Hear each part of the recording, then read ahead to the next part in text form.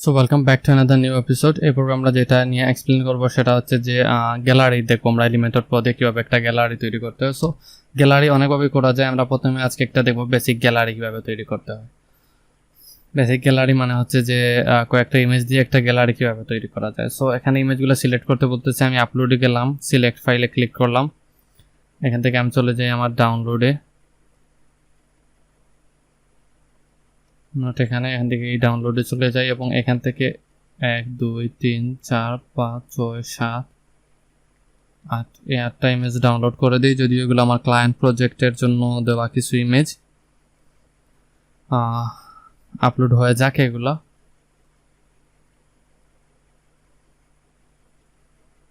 মনে রাখবেন ওয়ার্ডপ্রেসে যখন ইমেজ আপলোড করবেন যে তা যাতে ইমেজের সাইজগুলো একদম ছোট হয়, অল্প হয়। দরকার পড়ে আপনারা হচ্ছে যে একটা নিউ উইন্ডো ওপেন করবেন এবং এখানে লিখবেন যে ইমেজ কম্প্রেসর।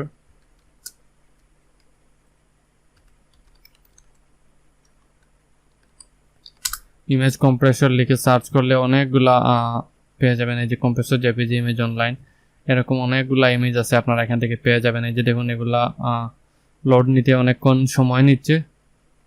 সো আপনারা যদি জাস্ট এখান থেকে ড্র্যাগ এন্ড ড্রপ করে ইমেজগুলোকে যদি একটু করে নেন, আপনারা হচ্ছে যে একটু কম্প্রোমাইজ করে নেন, একটু কম্প্রেস করে নেন, তাহলে ইমেজের সাইজ অনেক কমে যাবে এবং আপনার ওয়েবসাইটটা কয়েক গুণ বেশি স্পিডে ফাস্টারলি লোড হবে।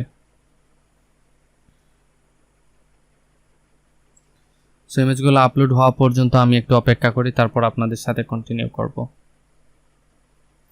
সো ইমেজগুলো আপলোড হচ্ছে একটা একটা করে, এর মাঝে কিছু কথা বললেন। আপনারা যত বেশি হচ্ছে যে ওয়ার্ডপ্রেস শিখতে চান, যদি চান যে আপনারা ভালোভাবে একজন প্রফেশনাল ওয়ার্ডপ্রেস ডেভেলপার হবেন, তাহলে তো অবশ্যই আপনাদেরকে কোডিং করে শিখতে হবে। তবে আপনারা যদি চান যে না আমি ডেভেলপার হব না, আমি কাস্টমাইজার হব, যে আমি ওয়ার্ডপ্রেসটাকে কাস্টমাইজ করা শিখবো, কীভাবে ওয়ার্ডপ্রেস দিয়ে কাস্টমাইজ কোড না করেই অনেক বেটার ওয়েতে একটা ওয়েবসাইট তৈরি করা যায়। সো এর জন্য আপনাকে ভালো ভালো করে বেশি বেশি প্র্যাকটিস করতে হবে, ওয়েবসাইটগুলোকে ক্লোন করতে হবে, প্লাগইন নিয়ে একটু বেশি করেই গাটামাজা করতে হবে যে কোন প্লাগইন দিয়ে কোন কাজটা করা যায়।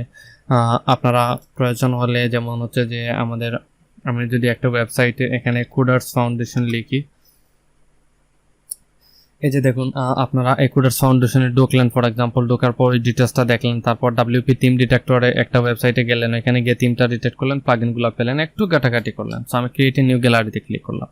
এবার প্রত্যেকটার ক্যাপশন এখান থেকে অ্যাড করে দিবেন। এটা এসইওতে মাস্ট বি ফ্যাক্টর ফেলবে, তাই ক্লায়েন্টের কাজ হোক আপনার কাজ হোক এটাতে ওয়েল করে দিবেন। সো আমি এখানে দিয়ে দিলাম অয়েল,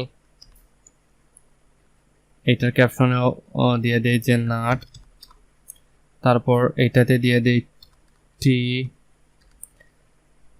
এরকম একটা একটা করে অ্যাড করে দিবেন। আমি সবগুলাতে দিচ্ছি না, অনেক লম্বা হয়ে যাবে। অথবা দিয়ে দিই এখানে এগেইন নাট, দেন হচ্ছে এখানে হচ্ছে যে সুইট,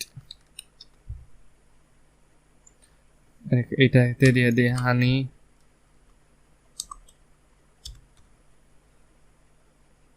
এইটাও হানি, সো দিয়ে দিই হানি 2, আর এইটাতে দিলাম না, আপনারা দিবেন। তারপর এখান থেকে টাইটেল এবং অল্টার টেক্সটটাকে দিয়ে দিবেন। তারপর ইনসার্ট গ্যালারিতে ক্লিক করলাম। এইখানে এই যে দেখুন আমার ওয়েবসাইটে এখানে লোড হচ্ছে, এখানে একটু সময় নেবে এগুলা লোড হতে, কারণ ইমেজগুলো হচ্ছে যে ক্লায়েন্ট যে ইমেজগুলো আমাকে দিয়েছে এগুলো অনেক কোয়ালিটিফুল ইমেজ। আমি যদি একটু আপনাদেরকে এখান থেকে যদি দেখানোর চেষ্টা করি, যদি আমি ডাউনলোডসে যাই, এই যে দেখুন এক একটা ইমেজের সাইজ হচ্ছে 3 মেগাবাইট 4 মেগাবাইট করে। সো ওগুলোকে আমাকে উচিত ছিল প্রথমে একটু কম্প্রেস করে নেওয়া। এরকম একটা হবে আপনার। তারপর হচ্ছে যে আপনি চাইলে এখান থেকে কলাম 4টার জায়গায় আপনি 3টা কলাম করে দিতে পারেন, দেন লিঙ্ক মিডিয়া ফাইল করে দিতে পারেন, লাইট বক্স, অর্ডার বা ইত্যাদি করে দিতে পারেন, এবং স্টাইলে গিয়ে স্পেসিংটাকে করে দিয়ে বর্ডার টাইপ, ক্যাপশন ইত্যাদি অ্যাড করে জাস্ট একটা হয়ে যাবে। সো এইভাবে আসলে আপনাকে একটা বেসিক গ্যালারি তৈরি করতে হবে। আই হোপ যে আপনারা এটা করতে পারবেন, একটা বেসিক গ্যালারি তৈরি। So thank you.